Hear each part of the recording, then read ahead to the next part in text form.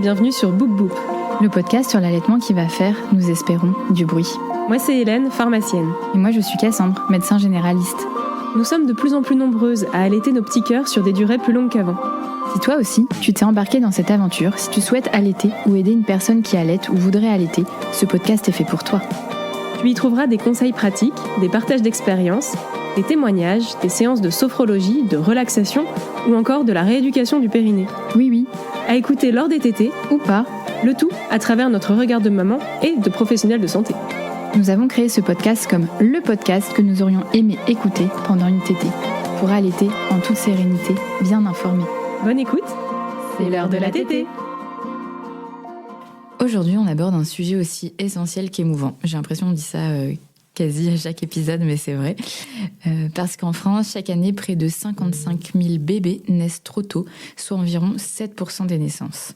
Derrière ces chiffres, il y a des débuts de vie souvent bousculés, des parents qui n'étaient pas prêts à rencontrer leur bébé si vite, et des histoires pleines de courage. Ces bébés prématurés ont des besoins très particuliers, leur corps encore en construction demande des soins d'une infinie douceur, où on parle tout bas, et dans cette aventure, le lait maternel joue un rôle unique. Pour eux, c'est bien souvent plus qu'un aliment, c'est un véritable soin, un prolongement du lien avec leur maman, une protection précieuse. Pour en parler, nous avons le plaisir de recevoir Alexandra, aka The Nut Nut Néonate sur Instagram, pédiatre en néonatologie à Lille, passionnée et engagée. Elle accompagne chaque jour ses tout-petits et leur famille dans les premières semaines parfois chaotiques de leur vie. On sait que parmi vous, nombreuses sont celles qui ont connu la prématurité, ces jours comptés en grammes, ces heures passées à côté d'une couveuse, ces premières gouttes de lait tirées avec espoir. Alors on espère que cet épisode vous apportera des réponses, du réconfort et surtout beaucoup de douceur. Bonne écoute, c'est l'heure de la tétée. Un grand merci Alexandra d'être à notre micro aujourd'hui. Est-ce que tu peux te présenter, dire ce que tu as envie de toi, de ton parcours Moi je suis Alexandra, je suis pédiatre néonatologue à Lille. J'ai 38 ans et j'ai 3 enfants qui grandissent, qui ont 11 ans, 8 ans et 3 ans. Et voilà, donc je suis pédiatre néonate, mais pour être transparente, je ne suis pas consultante en lactation et je n'ai pas mon dé d'allaitement. Et je pratique au quotidien les questions allaitement et néonate. Est-ce que tu as allaité tes enfants ? Ouais, j'ai allaité mes enfants et ça une sacrée expérience parce que j'étais interne en maternité quand ma première est née. Donc j'avais, on va dire, la théorie, pas du tout la pratique. Et je dois mon premier allaitement et sans doute les suivants du coup à une pédiatre qui était très chouette et très IHAB et qui m'a dit mais là peut-être on va faire du pot à pot beaucoup et tu vas voir, ça peut t'aider. Et voilà. Et par 2 amis qui étaient en maternité me voir, qui avaient déjà eu des bébés et qui m'ont soutenue quand j'ai dit mais c'est normal, si là elle t'aide tout le temps. Elle m'a dit oui, c'est normal, c'est pas grave, c'est super. Bon, d'accord.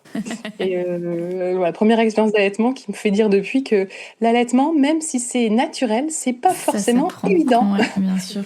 Voilà. Et avant de rentrer dans le vif du sujet, est-ce que tu peux nous raconter ton parcours en tant que médecin et qu'est-ce qui t'a mené vers la néonatologie ? Oui, alors quand on est étudiant en médecine, on fait des stages assez vite dans les années d'études et déjà dès la 2e année, en fait, j'avais eu un insight de la néonate puisqu'on faisait vraiment des apparitions éclairs de 2 heures où on faisait un peu connaissance des services et déjà là, il y avait eu 2 heures où j'avais aperçu la néonate où on m'avait montré la réanéonate, les bébés et ils nous proposaient, si on voulait, de venir faire une garde pour se rendre un peu compte.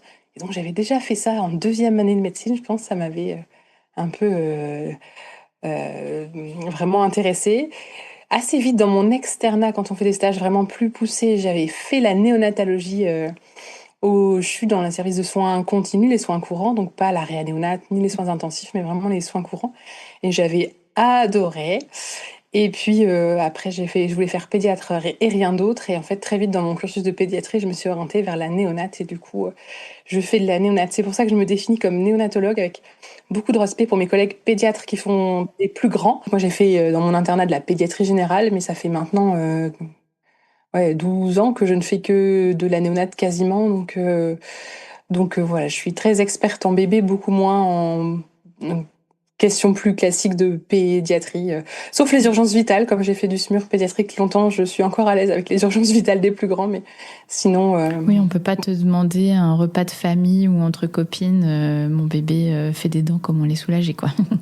Oh bah si, tu peux me demander, mais la réponse, elle sera très simple. Ouais. Voilà, les photos de boutons, je suis nulle. Ouais, les trucs de Voilà, plus et ma réponse, c'est souvent, oh bah faut donner du Doliprane et ça va aller mieux. Ouais. Ce qui est souvent vrai, mais voilà. Et qu'est-ce qui te plaît en néonate en fait? Je pense, j'aime beaucoup les bébés, où souvent on me dit, mais jamais j'aurais pu faire ce que tu fais. Moi, je pense jamais j'aurais pu faire autre chose. J'aime beaucoup les bébés où quand on me dit, mais les bébés, ça parle pas. Oui, mais en fait, si les bébés, ça parle. Enfin, ils disent plein de choses et l'observation des bébés, ça dit beaucoup de choses. Donc, moi, j'aime bien prendre soin de ces tout petits êtres en développement et vulnérables et être à leur hauteur. Et j'aime aussi beaucoup, beaucoup le lien avec les parents. Quand on est en néonate, on a vraiment un lien particulier avec les parents et ça aussi, c'est aussi une spécificité de la néonatologie où c'est vraiment des soins de la famille et ça, j'aime bien. Du coup, aujourd'hui, tu travailles à Lille. Il y a combien de bébés environ dans ton service? Combien de places? Moi, aujourd'hui, je travaille dans un niveau 2B, enfin un type 2B. Donc la néonatologie en France, il y a 3 types de niveaux, même 4. Quand on accouche dans une maternité de type 1, ça veut dire que le bébé doit aller bien. Après, il y a des types 2A où le bébé, il y a une néonatologie, mais il faut pas qu'il ait besoin de soins intensifs. Et c'est à partir d'un certain terme. Ça dépend des endroits, mais généralement, c'est 33-34 semaines d'aménorrhée. Et puis après, il y a les types 2B où c'est généralement en France à partir de 32 semaines, mais moi je travaille dans un niveau 2B où on prend en charge les enfants à partir de 29 semaines d'aménorrhée et 1000 grammes. Donc c'est quand même, on fait des vrais soins intensifs. Et dans ce service-là, on a 17 lits pour bébés, donc 6 soins intensifs et 11 soins continus. Et avant, je travaillais dans un type 3 où en plus c'était le CHU, donc c'était 16 à 18 lits de réanimation, 22 à 24 lits de soins intensifs et les soins continus 21 ou quelque chose comme ça. Ça change un peu en fonction des effectifs disponibles, mais c'était tout de suite un plus gros service. D'accord. Et pour qu'on se rende compte, 29 semaines d'aménorrhée, ça fait combien de mois de grossesse? Merci. Ouais, c'est 6 mois et une semaine. Ok. Un trimestre en moins. Ouais, c'est ça. Eh ben, on va rentrer dans le vif du sujet. Pourquoi le lait maternel est si précieux pour les bébés prématurés? Bah, le lait maternel, il est très précieux pour les bébés prématurés parce que on peut pas donner autre chose aux bébés très prématurés, grands prématurés. Parce qu'il est plus digeste, parce qu'il est plus sécuritaire pour l'intestin du bébé qui est immature. Les bébés avant de 32 semaines et ou 1500 grammes, en France, on ne les nourrit pas avec autre chose que du lait maternel. Pour des raisons de sécurité, parce qu'on sait que chez les bébés prématurés, l'allaitement maternel, ça permet de diminuer le risque d'entérocolite. L'entérocolite, c'est une complication de la néonatologie qui est heureusement rare, heureusement potentiellement grave, voire très grave, et qu'on a du mal à prédire.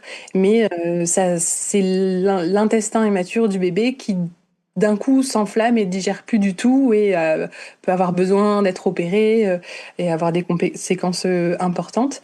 Et on sait que les bébés qui sont nourris par les maternelles ont statistiquement moins de risques d'avoir une entérocolite que les bébés nourris par des préparations pour nourrissons.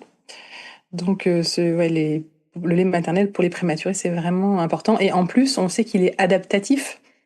Ça, c'est vraiment la magie de l'allaitement maternel et de la physiologie. Les mamans qui accouchent prématurément, elles vont pouvoir tout à fait allaiter et donner leur lait. Et on a remarqué que ce lait-là, il était plus riche en protéines et en acides gras polyinsaturés, puisque les prématurés, ils ont plus besoin de protéines et d'acides gras polyinsaturés. Pour rappel, nous, on a fait un épisode avec le lactarium et du coup, donc là, c'est des mamans qui donnent leur lait et qui est stérilisé, tout ça. Mais si la maman décide d'allaiter son propre bébé, ça passe pas par une stérilisation, etc. Alors, laissez-moi vous répondre. Ça dépasse. Ce qui est recommandé, c'est de donner un maximum le lait cru ou le lait frais, c'est-à-dire le lait direct à prélever à la source sans passer par le lactarium où je stérilise. Pour moi qui travaille en niveau 2B avec des bébés qui naissent à partir de 29 semaines et 1000 grammes, c'est facile puisque on est sorti de l'extrême prématurité et des très petits poids de naissance. Donc nous, en effet, on fait ça et on ne fait pas congeler le lait des mamans au lactarium pour le faire pasteuriser, pour le donner bébé, puisqu'on est déjà dans une population de bébés qui est moins à risque. Et donc, dans le service où je travaille, le lait des mamans, il est tiré, il est conservé au congélateur, soit en air ambiant si on le donne tout de suite, soit au frigo, soit au congélateur, en fonction du délai, et on donne au bébé. Chez des bébés qui sont plus petits, et ça dépend des protocoles des services en France, je suis pas sûre que ce soit national partout, mais il y a des questions aussi d'hygiène, il y a des questions autour de la transmission du virus du CMV chez les extrêmes prématurés, puisqu'on sait que le CMV est excrété par le lait. Donc il y a des endroits où, par prudence, quand la maman a été déjà infectée par le CMV, ce qui est courant dans la population générale, on sait qu'elle peut en excréter dans son lait. Et donc, jusqu'à un certain poids et un certain terme, qui est généralement 32 semaines, 1000 grammes, le lait, il est tiré, il est pasteurisé au lactarium, puis donné au bébé. Donc c'est l'équilibre entre la sécurité microbienne et les bénéfices du lait cru, puisqu'on sait que la pasteurisation, ça élimine les microbes, mais aussi quelques bah, flore, nutriments, etc., etc. Donc ça dépend des endroits, ça dépend de la population de prématurés. D'accord. J'avais un biais du coup parce que là c'était que le lactarium de Lille et comme on a parlé que de lactarium, forcément on parlait de lait qui passait par le lactarium. C'est pour ça que je me disais qu'il était forcément pasteurisé, mais en fait non, si le bébé il est assez grand. Heureusement, parce qu'au-delà de ça coûte une fortune de pasteuriser. Aussi, oui. Voilà, le lait maternel, c'est de l'or blanc aussi parce que ça coûte très cher d'avoir du lait maternel. Voilà, et même si c'est une maman qui veut allaiter et qui va tirer son lait, faire tout ce qu'il faut, en néonatologie, nous, c'est important de nourrir le bébé précocement. Alors, au début, c'est une alimentation qu'on appelle une alimentation trophique. Ça veut dire c'est un petit peu, c'est pas fait pour lui donner plein de calories ou des choses comme ça, mais c'est un peu fait pour mettre en route l'intestin. Et ça aussi, il y a des études qui ont montré qu'on a un gain à démarrer l'alimentation sans tarder. Parce que l'intestin, il est fait pour fonctionner, même s'il est immature, faut y aller petit à petit. Et que, pareil, le démarrer tôt et progressivement, eh ben c'est bien plutôt que pas alimenter tout de suite, laisser l'intestin au repos. Et donc, même chez des mamans qui veulent donner leur lait, le temps que la montée de lait se fasse, que l'expression puisse être suffisante, parce qu'au début, et c'est normal, on peut avoir que quelques ml, il est fréquent que les bébés reçoivent un peu de lait du lactarium, que nous, on a du coup du lait du lactarium qui est du lait de don de maman qui est pasteurisé, pour quelques ml les quelques jours avant que la maman donne son propre lait. Parce qu'on a un intérêt à donner du lait d'autres mamans parce qu'il faut nourrir tout de suite. Et dès qu'on peut, on privilégie tout de suite le lait de la maman. Mais c'est aussi pour ça que le lait de don, il est important parce que parfois, il y a des dames qui ne souhaitent pas allaiter pour diverses raisons qui leur sont propres et qui sont valides. Il y a des dames qui n'y arrivent pas parce que c'est pas évident. En allaitement, on n'est pas tout égal. Oui, et en plus, c'est quand même des accouchements prématurés, c'est quand même des accouchements assez traumatiques où la montée de lait peut être retardée ou absolument, absente. Ça peut être des césariennes. Ouais. En cause de la prématurité, il y a parfois des prématurités spontanées, mais parfois c'est vraiment des pathologies materno-fétales, comme après éclampsie, où les dames elles peuvent être vraiment mal, avec très grosse fatigue, hypertension, donc césarienne. Tout ça peut rendre les choses difficiles, plus la séparation avec le bébé. Donc parfois ça marche, parfois ça marche de manière suboptimale. Et donc c'est pour ça qu'on a besoin du lait du lactarium pour les bébés en néonat. Alors on va parler du fait d'allaiter son bébé quand il est hospitalisé en néonatologie. Cassandre l'a dit, donc c'est souvent une situation qui est brutale. On en parlait un peu en off, c'est aussi des fois on va être séparés et le bébé il va pas forcément être dans la ville la plus proche de la maman. Donc pour une maman qui vient d'avoir un bébé qui est hospitalisé en néonatologie, qui veut allaiter, qui souhaite allaiter, par quoi on commence ? On commence idéalement dans un monde parfait par un peu de peau à peau. Yes. Bon. On essaye quand c'est possible. Alors c'est compliqué, il faut être dans une maternité avec les moyens possibles. Faut que les planètes s'alignent et c'est pas toujours facile et ça dépend bien sûr du niveau de la prématurité du bébé. Un bébé qui va naître à 34 semaines, qui va bien s'adapter, qui n'aura besoin d'aucun support vital, respiratoire, on sera assez tranquille pour le mettre 1 heure en peau à peau sur son parent, sur sa maman, avant de le faire monter en néonat. Un bébé qui a besoin d'un support vital plus important, malheureusement, on va être contraint à cette séparation. Mais idéalement, pour commencer, si on peut avoir déjà ce premier contact, c'est vraiment super important. Et après, il y a vraiment un enjeu majeur dans la précocité de l'expression manuelle et du tire-lait. C'est-à-dire qu'il y a des études là aussi qui montrent, les premiers chiffres qu'on avait, c'était dans les 6 premières heures après la naissance. Quand on commence expression manuelle et tire-lait, on a une meilleure lactation dans les semaines qui suivent, hein, vraiment. Et on réduit même ce délai avec quelque chose de très important dans la première heure. C'est-à-dire si on arrive dès l'heure qui suit la naissance, au plus proche au mieux, à faire au moins de l'expression manuelle des deux côtés, c'est déjà une première chose et c'est un facteur qui va nous aider pour la suite de l'allaitement. Et après, c'est pareil, poursuivre expression manuelle assez rapidement, c'est-à-dire dans les 12 heures qui suivent, il faut avoir introduit du tire-lait en complément de l'expression manuelle régulièrement, 8 fois par jour, donc à peu près toutes les 3 heures. Parce que c'est l'offre et la demande. Moi, je dis toujours aux mamans, l'allaitement, c'est l'offre et la demande. Et le corps, il a besoin de comprendre qu'il y a du lait à fournir. Et quand il y a une séparation avec le bébé, que le bébé peut pas faire le travail d'aller téter, ça va être l'enjeu de comprendre au corps qu'il faut y aller. C'est ça qui est compliqué parce que, et ça, c'est aussi une très bonne intention. Parfois, les équipes qui accompagnent les mamans, très gentiment, veulent les laisser se reposer. Ce qui est, voilà. Mais quand le projet, c'est l'allaitement, on doit les accompagner sur un tire-lait, sur l'expression manuelle, et même si c'est la nuit, il faut pouvoir leur expliquer, parce que quand il s'est passé 16h, 18h, et qu'on voit la maman disant vous avez pu tirer un peu votre lait, exprimer, non, bon, ça veut pas dire que c'est perdu, pas du tout, l'allaitement, elle se met en route dans les premières semaines, mais on sait que quand même, zut, on a perdu un petit délai. Et donc ça, c'est précoce, et en fait, pour ça, je pense que pour arriver à avoir une expression manuelle précoce, il faut avoir dès l'anténatal une information des mamans. Parce que elles ont, et c'est normal, plein de questions sur comment ça se passe. Est-ce que déjà je peux allaiter? Est-ce que mon corps va produire de lait? Et quand dès l'anténatal, elles se sont préparées psychologiquement à comment ça va se passer, ah oui, j'ai un rôle vraiment important à donner, il y a quelque chose que je peux faire pour mon bébé.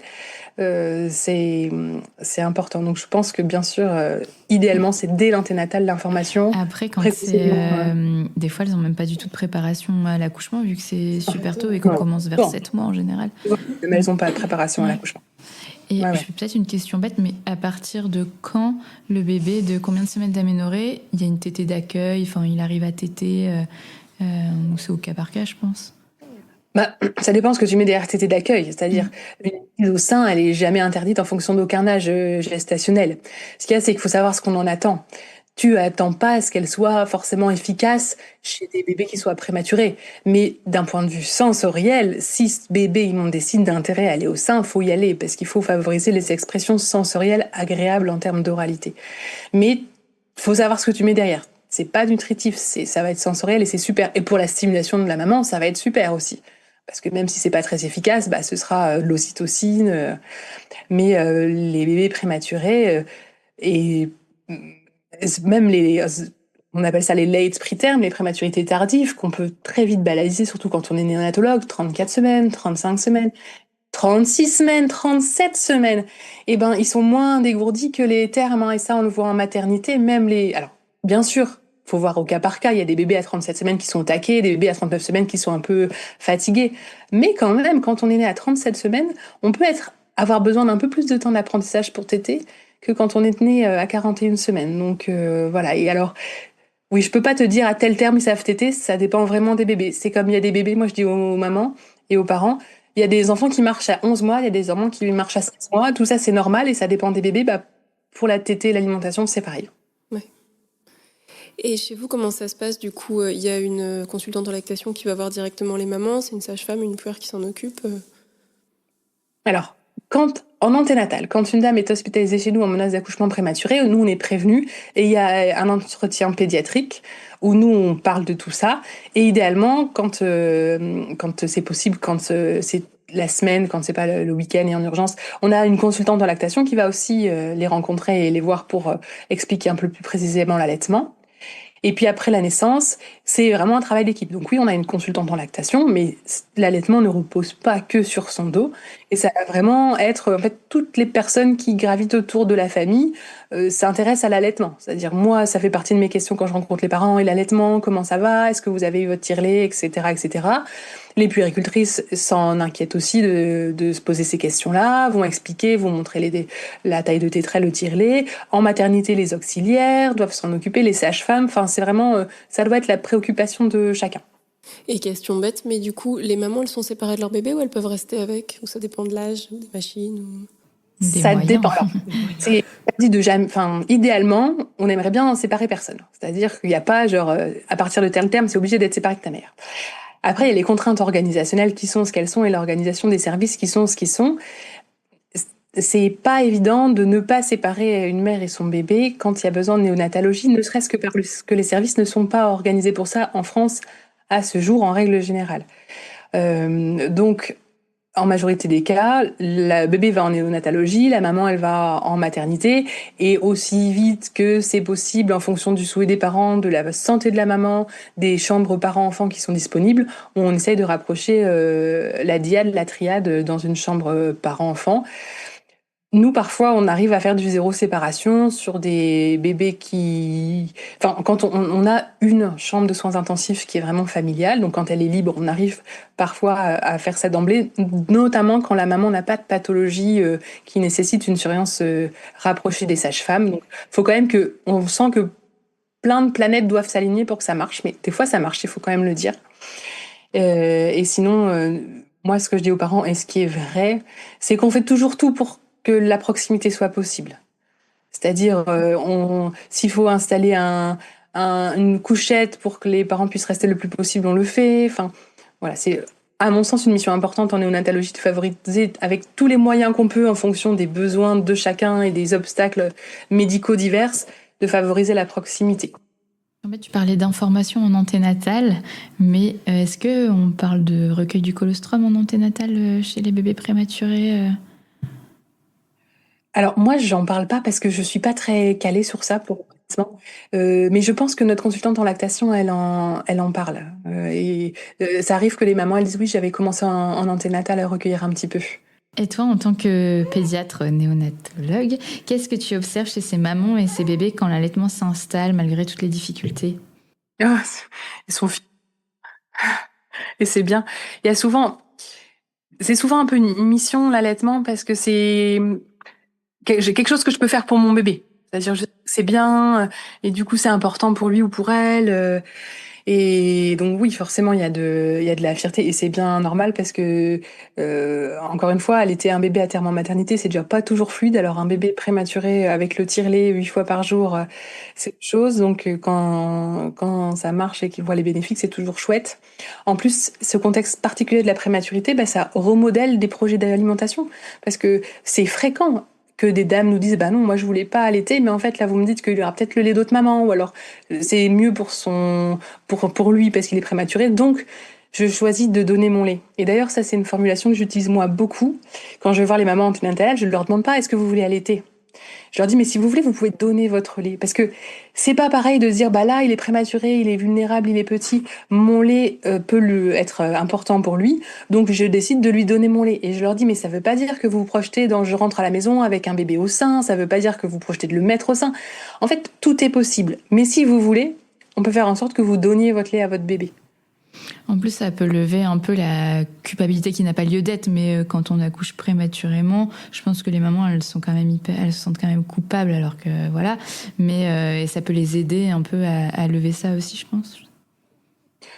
Ah bah oui, enfin, de toute façon, travailler avec la culpabilité des parents en néonat, c'est beaucoup, parce qu'en effet, pourquoi ça m'arrive à moi? Est-ce que c'est de ma faute? Mon corps n'a pas été capable?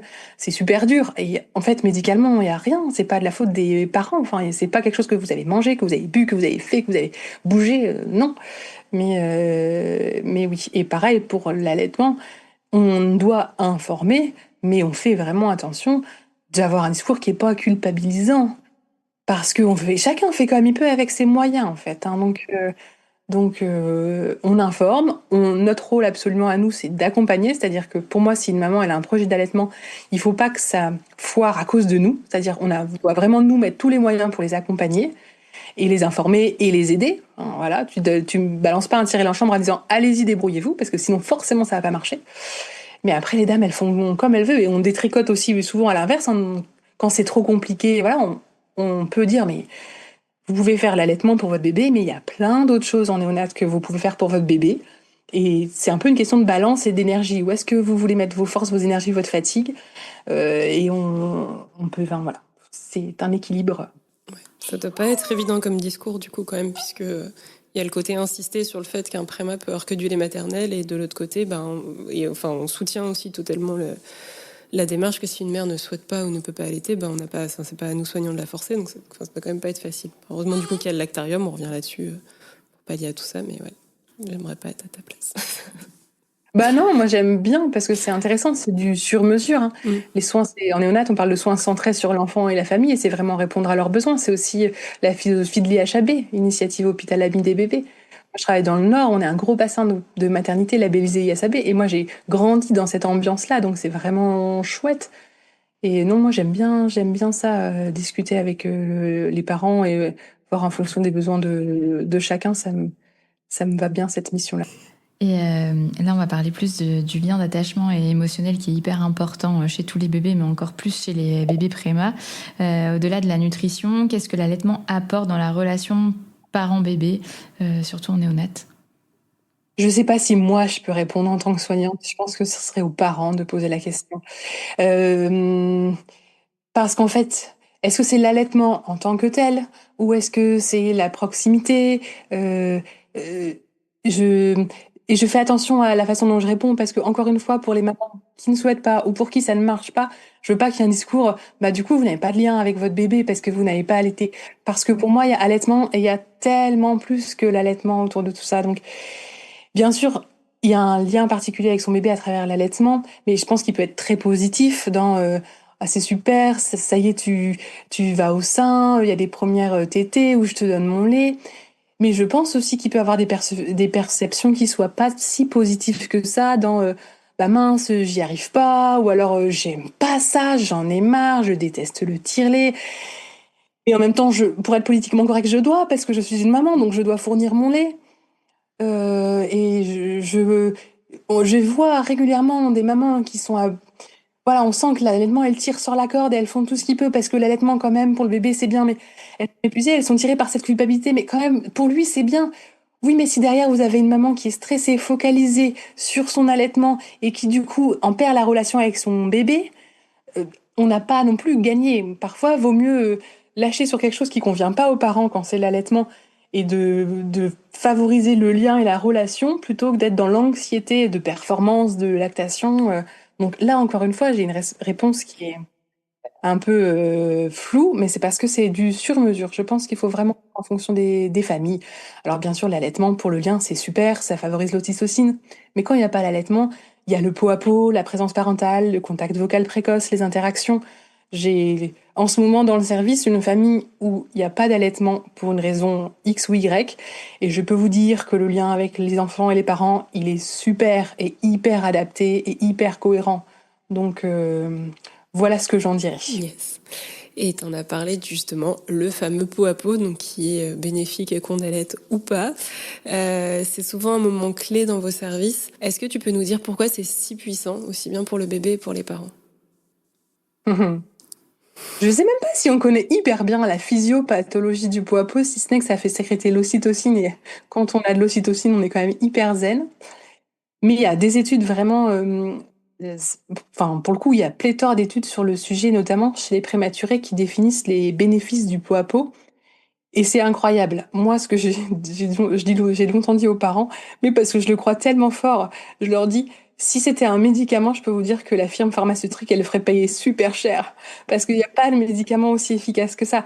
C'est quand même un soin qui est accessible et qui permet au bébé d'être plus calme sur le plan de la respiration, avec un rythme cardiaque qui est plus stable. Il va avoir moins de déperdition de chaleur, donc mieux réguler sa température. Par conséquent, il va moins perdre d'énergie, donc il aura moins d'hypoglycémie. Il va être plus zen et détendu parce qu'il y aura l'ocytocine, donc ça combat le stress. En face de ça, le parent, il sécrète aussi de l'ocytocine et donc il y a des études hyper récentes qui montrent qu'il y a une diminution de l'anxiété et de dépression en cas de pot à pot immédiat. Donc on aurait vraiment tort de s'en priver. Et au-delà de ça, elle est incroyable cette étude. Il y a l'Organisation mondiale de la santé qui a réalisé une étude de grande ampleur dans les pays à ressources limitées.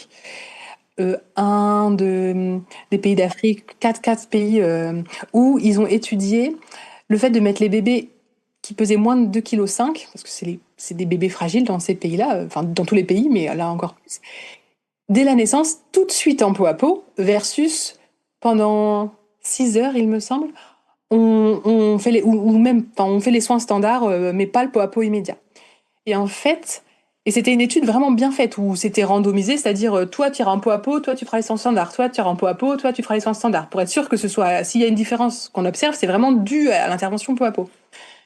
Et ce simple fait de mettre des bébés vulnérables en pot à pot directement sur leurs parents ou la personne disponible à ce moment-là, qui est une personne de confiance, quand la maman n'est pas disponible, ça diminue la mortalité de 25%.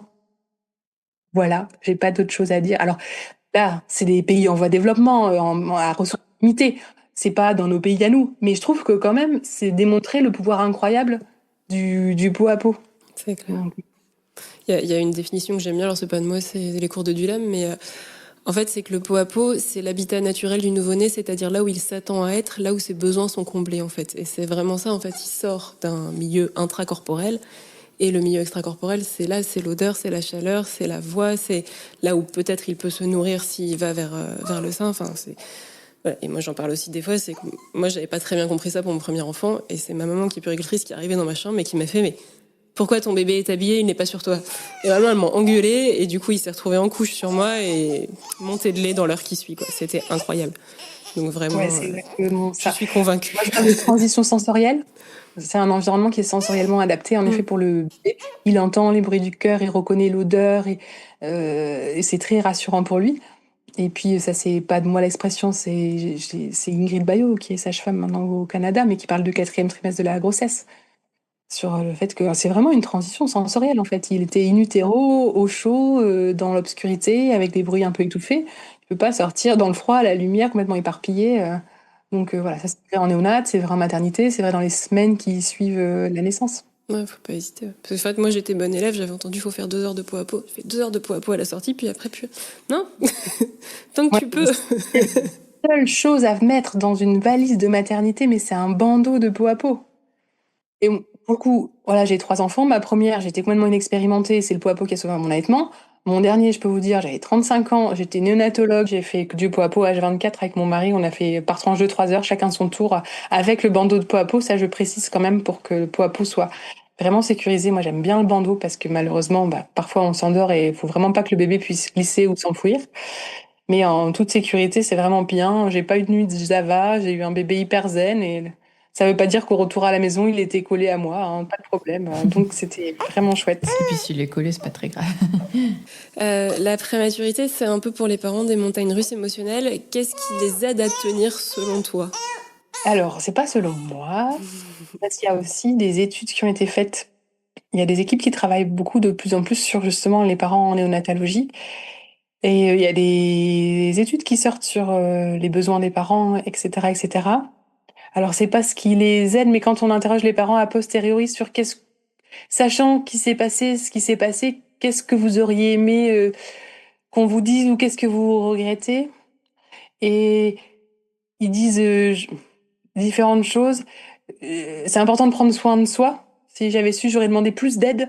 Je pense que les familles qui sont vraiment soutenues par un entourage qui comprend ce qu'ils traversent, qui les aide de manière très logistique avec les aînés, avec les chiens, avec enfin des choses comme ça c'est vraiment l'entourage pour que, disons que les parents soient disponibles et psychiquement disponibles pour être avec leur bébé.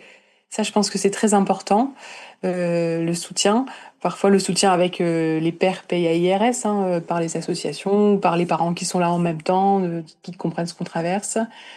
Et puis, la proximité avec leur bébé, les progrès du bébé au quotidien. Je pense que ça, c'est des choses qui aident à tenir. Mais oui, c'est un marathon. Oui, il y a des jours avec et des jours sans, et on le sait. Oui, parfois, c'est un pas en avant, un pas en arrière. C'est long. Donc, ça dépend...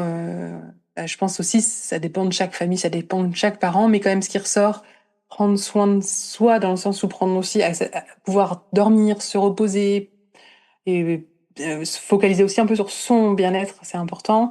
Se faire aider et se faire aider par le soutien familial et amical, voilà. Se reposer sur l'équipe médicale et soignante.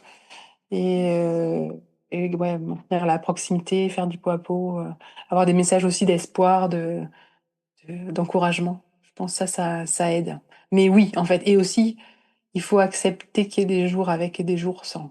Et vous, les soignants, dans tout ça, quel rôle vous avez de soutien, je pense, et d'aide, et de bienveillance, et d'écoute, et d'information aussi, mais c'est vrai que vous devez avoir des épaules bien... qu'est-ce que je veux dire bien enfin, tout repose sur Bien vos épaules. confortable. Ouais, voilà. Ouais. Bah, c'est le rôle aussi, hein, ça fait partie du métier. Je pense que ceux qui le font parce qu'ils aiment bien faire ça aussi. Mais c'est vrai que notre rôle à nous, c'est pas de faire à la place des parents. On n'est pas, c'est horrible ce que je vais dire, mais on fait pas un élevage de bébés, hein. Il s'agit pas juste d'alimenter sur sonde ou de donner telle quantité de lait ou des choses comme ça. C'est vraiment, bien sûr que ce bébé il grandisse dans les meilleures conditions et en favorisant toujours la proximité avec le parent et quand le parent est là, en favorisant toujours les soins faits avec et par les parents. Donc on a vraiment un rôle de soutien et moi je vois ça, je sais pas si vous connaissez un peu la théorie de l'attachement pour l'enfant, avoir une figure de sécurité pour qu'il puisse explorer tout ça. Bah, sans pouvoir parler d'être des figures d'attachement liées au contexte pour les parents, parce que le lien d'attachement, les figures d'attachement, ça se met en place sur des mois et des mois, mais on est un peu, tel que je le vois quand même, on a un rôle de base de sécurité, c'est-à-dire que nous, on doit être sécurisant au possible pour que le parent il se sente en sécurité avec nous pour pouvoir explorer son caregiving, être en confiance et pouvoir voilà, expérimenter et être en proximité avec son bébé et que nous, on soit pas du tout facteur de stress, mais au contraire rassurant et sécurisant pour les parents. Moi, c'est vraiment comme ça que je le vois. Le phare qui éclaire dans la nuit. Un petit peu. Ouais, le porte-avions. C'est cool, en effet. Ouais. Est-ce que tu pleures souvent avec les parents? Ça m'arrive, en vrai, ça m'arrive. C'est parce que j'ai arrêté de lutter sur le fait on n'a pas le droit de pleurer avec les parents. Maintenant, je me l'autorise vachement. Donc oui, je vais pas vous dire le contraire, ça m'arrive. Heureusement, alors maintenant que je travaille dans un endroit où, même s'il y a des situations qui sont parfois tristes, parfois longues, je Il y a moins de côtoie drame. Ouais. presque plus des drames ou des choses comme ça. Donc c'est des chemins qui peuvent être longs, qui peuvent être chaotiques, mais dont l'issue quand même est positive. Donc pour ça, je pleure moins que quand je travaillais dans un type 3 où malheureusement on côtoie la mort beaucoup plus. Mais alors dans ce cas-là, bien sûr qu'on pleure avec les parents. Et puis parfois on pleure d'émotions aussi, je vous avoue, parfois on est ému parce que c'est des émotions positives, mais voilà. Ou alors on consulte après, quand parfois il y a des choses qui ressortent et il y a des liens qui se sont quand même créés et oui, ça arrive. D'accord. Et moi, j'ai appris un truc sur Instagram grâce à toi. Oui. Changement un peu de sujet, mais est-ce que tu peux nous parler des congés spécifiques qui peuvent être pris pour les parents quand on a un bébé prématuré? Ah oui, parce que c'est pour ça que je l'ai mis On sur se garde Instagram. bien de le dire. Absolument. Oui, absolument. Grâce à SOS Préma, et je les cite parce que grosse association représentant d'usagers qui a une voix qui porte en France autant que possible, qui a défendu historiquement d'abord le fait que quand la maman accouchait prématurément, son congé maternité ne débutait pas là. Parce qu'imaginez-vous, avant la maman, elle accouchait à 24-25 semaines, pouf, se débutait son congé maternité, elle reprenait le travail 10 semaines après. Ça, déjà, ils ont obtenu que ce soit décalé et que le congé maternité soit comme prévu, c'est-à-dire s'il démarre avant, mais il ne s'arrête pas avant. Et depuis juillet 2019, ils ont obtenu le congé bébé hospitalisé, j'appelle ça comme ça. C'est pour le coparent ou conjoint qui habite en tout cas avec la maman à ce moment-là, puisse avoir un congé spécial quand le bébé il est hospitalisé dès la naissance. C'est-à-dire typiquement la prématurité ou les bébés qui sont malades. Le papa, il peut avoir, c'est comme un congé paternité, parce que c'est rémunéré par la CPAM à hauteur de la même chose, sauf que, contrairement au congé paternité, ça se déclenche automatiquement après les jours naissance. Il y a quand même les 3 à 4 jours naissance obligatoires qui sont là, et après directement, c'est le congé bébé hospitalisé qui ne peut pas être refusé par l'employeur. C'est logique, c'est le bébé et c'est la maman qui ont besoin de lui maintenant. Et ça dure tant que le bébé est hospitalisé, donc si ça dure... alors quand ça dure une semaine, une fois qu'on a déjà cumulé les 3 à 4 jours de naissance, finalement, bon, on n'a pas forcément besoin de tout ça, mais quand ça dure 2 semaines, 3 semaines, un mois, et ben c'est ce congé bébé hospitalisé qui dure jusque 30 jours maximum. Et après, on peut ou pas enchaîner avec le congé paternité. Mais alors, c'était un life-changing, quelque chose en état, parce que les papas, ils sont beaucoup plus là, présents et disponibles. Et ce qu'on observe quand même, c'est quand les papas, ils ont été là dès le début, après, ils restent. Déjà, le premier mois, il s'est passé plein de choses. Entre la naissance et un mois, ouais, la lactation, elle s'est installée, elle s'est mise en route. Enfin, il y a plein de choses qui se sont installées. On est un peu dans une autre temporalité, déjà à M+1. Et puis, soit on enchaîne avec le congé paternité, soit parfois les papas sont en arrêt de travail parce qu'on comprend qu'ils puissent pas continuer à mener leur travail sereinement avec un bébé et une femme encore en néonatologie. Malheureusement, en fait, ce congé-là, c'est pour les salariés, ça marche bien. Avant, il y avait pas les fonctionnaires. Au tout début, les fonctionnaires n'avaient pas le droit, mais ça, je pense, ça s'est vite, rentré dans l'ordre. Mais pour les auto-entrepreneurs et les gens qui ont leur entreprise, c'est compliqué. Alors ce que je remarque, les papas qui bossent dans le BTP, ils n'arrivent pas à arrêter de travailler. Vraiment, à chaque fois, les chefs de chantier, c'est compliqué. Pas toujours, hein, mais à chaque fois, quand ils me disent: «Je suis dans le BTP», je dis: «Oh là là, ça va être c'est» et à chaque fois, en effet, j'ai l'impression que c'est compliqué. Alors, hasard ou coïncidence, Ouais. il y a sans doute des messieurs dans le BTP. Moi, je suis née préma à 32 plus 6 et mon père, il s'est pas arrêté. Il était chef de chantier à l'époque. Voilà, c'est quelque chose que moi, c'est une Ouais. constatation purement individuelle. Mm. Mais voilà, heureusement que ça existe. Et malheureusement, pour certains, c'est plus compliqué que pour d'autres. Oui. Et alors du coup, tu parlais du fait que quand ça va mieux, on finit par rentrer à la maison et heureusement. Donc j'imagine souvent des situations qui apportent pas mal de joie, mais aussi peut-être de l'appréhension quand on a été un peu dans un milieu un peu coucouné, entouré. Comment vous accompagnez la transition? Comment ça se passe? Est-ce qu'il y a un suivi particulier? Alors, idéalement, le plus souvent, quand c'est le choix des familles, mais c'est souvent le choix des familles, avant de rentrer à la maison, il y a un passage en chambre parent-enfant. Si ça n'était pas le cas Ça de serait façon pas l'unité prolongée durant kangourou? le séjour. Non, j'avais retenu ça. Alors, C'est pas l'unité kangourou, kangourou? koala, ça dépend de l'organisation. Généralement, les kangourous au koala, c'est quand on nous, en tout cas, en koala, c'est quand on est en maternité, qu'on est prématuré, donc on a un œil dessus. Donc, à partir de 35 semaines, nous, ils sont en koala. Mais la maman, elle est encore en maternité avec son bébé, puis après, elle sort avec son bébé. Tandis que là, la maman, elle est sortie de maternité depuis un moment, mais par contre, donc elle est plus, elle, hospitalisée, mais c'est le bébé, et les parents sont en chambre avec eux 24 heures sur 24. Donc, c'est pas pareil, c'est les chambres parents-enfants.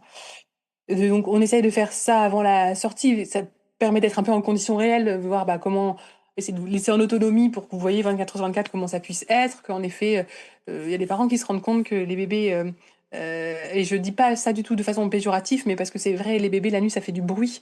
Quand c'est déjà un premier bébé, on peut le découvrir. Mais alors, sachez que les bébés préma, parfois, plus souvent que des bébés à terme, ils font du bruit parce qu'en fait, ils geignent un peu tout le temps, ils gigotent, ils se tortillent. Et donc ça peut être très décontenançant pour les parents. Et puis les laisser en autonomie sur l'alimentation, les mises au sein ou le biberon en fonction de ce que c'est. Et voilà, ça fait un peu une petite transition. Après, une fois le retour à la maison, on fait généralement le lien avec la PMI de secteur parce qu'il y a des puéricultrices qui peuvent passer à la maison, pareil, assez régulièrement, une fois par semaine pour faire un point, ça fait un petit lien. On propose souvent aux parents qui habitent pas à des milliers de kilomètres de revenir 48-72 heures après dans le service, se refaire peser, mais c'est aussi l'occasion de poser les questions sur les quelques jours qui se sont passés. Et puis nous, on les revoit généralement médicalement dans les 15 jours, 3 semaines qui suivent pour une consulte post-sortie, pareil, pour faire un peu le point sur tout ça et répondre aux questions qui ont pu se faire. Et la consultante en lactation qu'on a, elle est disponible par téléphone. Alors aux heures ouvrables, mais elle est très facilement joignable. Le service, il reste. Pour le coup, les parents ils savent qu'ils peuvent appeler dans le service 24 heures sur 24, il y a toujours quelqu'un. Et puis voilà. Et tu as parlé d'SOS Préma, il y a d'autres associations vers lesquelles tu orientes ou pas? Alors, il en existe, parce que Oui. voilà, mais je vous avoue J'imagine que bien. moi, je connais bien SOS Préma et que je viens facilement vers SOS Préma parce que leur site est hyper bien fait, ils ont plein de ressources, c'est une grosse association de représentants d'usagers dont je connais la fiabilité en fait. Je dis pas qu'il y a pas d'autres associations qui sont super, mais que moi je connais pas forcément. Ouais, au moins tu parles en connaissance de cause là, tu sais que c'est bien. Oui, c'est ça, c'est ça. Et alors si tu devais donner un message d'encouragement à une maman qui se prépare à sortir de la néonate avec son bébé allaité, qu'est-ce que tu lui dirais? Non, je lui dirais rien, je la ferais parler, je pense. Ça, c'est ma botte secrète. Non, mais pour voir un peu comment elle se sent et valoriser tous. En fait, je pense que ma tactique serait de lui faire dire tout ce qu'elle sait faire pour valoriser toutes ses compétences et lui faire prendre conscience qu'en fait, elle a tout en main. Elle sait tout, elle sait faire et en même temps, subtil équilibre, c'est normal qu'elle a besoin d'être entourée. Ça, je le dis aussi. Faut pas avoir l'impression de tout faire tout seul. C'est normal d'avoir besoin d'aide. C'est mobiliser votre village. Est-ce qu'il y aura les mamans, les sœurs, comment ça se passe, voilà. Mais ça, je le dis même aux mamans en maternité, en fait. Après un séjour en maternité, je leur dis prenez soin de vous. Là, maintenant, c'est les fesses dans le canapé. C'est le 4e trimestre de la grossesse. Enfin voilà, c'est des semaines où le bébé il a besoin de beaucoup de proximité, c'est normal, vous inquiétez pas, ça va passer. Mais voilà, mais je valoriserai tout ce qu'elle et il, les familles, j'aime bien essayer de pas parler que des mères, mais des familles, parce que les papas, ils sont aussi très impliqués euh, dans tout ce qu'ils savent faire et s'il y a besoin, on est là, vous n'êtes pas tout seul, n'hésitez pas. Est-ce que tu veux ajouter d'autres choses? Je pense que vous en avez parlé dans vos différents épisodes de podcast, mais quand on parle d'allaitement, je pense qu'il faut faire attention à la façon dont on le définit. Il faut allaiter son bébé, c'est pas que l'allaiter au sein de manière autonome. Et en néonate encore plus, il y a plein de façons d'allaiter son bébé ou de donner son lait. Et c'est pas un échec si le bébé il va pas au sein finalement. Ou voilà. Il y a une idée reçue qui est que les bébés au biberon ils sortent plus vite que les bébés au sein. C'est pas vrai. Il y a des études qui ont montré que l'autonomie au sein, elle se fait pas moins vite que l'autonomie au biberon parce que parfois, ce qui est important, aussi important que la quantité d'alimentation, c'est la qualité. Et parfois, au biberon, on peut avoir l'impression que les bébés ils boivent plus parce que ça descend plus vite. Mais après, s'ils sont KO derrière et ils régurgitent, ils sont vraiment désorganisés, on n'a pas à gagner. Donc voilà, mais ça reste le projet de chacun. Que le projet il peut évoluer parce qu'une hospitalisation en néonatologie ça dure des semaines. Donc on peut commencer avec un projet d'allaitement simple, puis se orienter vers un tir-allaitement, puis après on peut se dire bah finalement je vais faire autrement. Et puis on part sur du mix. Enfin voilà, c'est de la dentelle, c'est du sur-mesure. On accompagne chaque famille et tout est bien tant que moi je dis le projet d'alimentation qui convient, c'est le projet de la famille quoi. Voilà. Et notre rôle à nous, c'est de soutenir ce projet-là. Eh ben, très bien, merci beaucoup Alexandra. D'avoir proposé ce podcast. J'espère que ça servira à des familles qui sont dans cette situation ou des entourages qui sont dans cette situation. Ouais, surtout. Ouais. Il y a des enfants qui sont prématurés autour de vous, des familles qui sont ça. Il faut que vous soyez la logistique pour les enfants, l'école, le chien, les trucs, l'alimentation. Faut cocooner. Ouais. Merci encore infiniment Alexandra pour cet échange. On a adoré discuter avec toi. Ce que l'on retient, c'est que l'allaitement des bébés prématurés, c'est un vrai soin, un soin médical, un soin du lien, un soin du cœur. Merci Alexandra pour ton engagement et ta bienveillance auprès des familles, des étudiants, auprès de tout le monde. Vous pouvez retrouver son travail et ses partages sur son compte Instagram, The Nut Néonat. Et pour celles et ceux qui écoutent, n'hésitez pas à partager cet épisode autour de vous. Il pourrait être une vraie bouffée d'espoir pour des parents qui traversent cette période difficile. C'était l'heure de la tétée.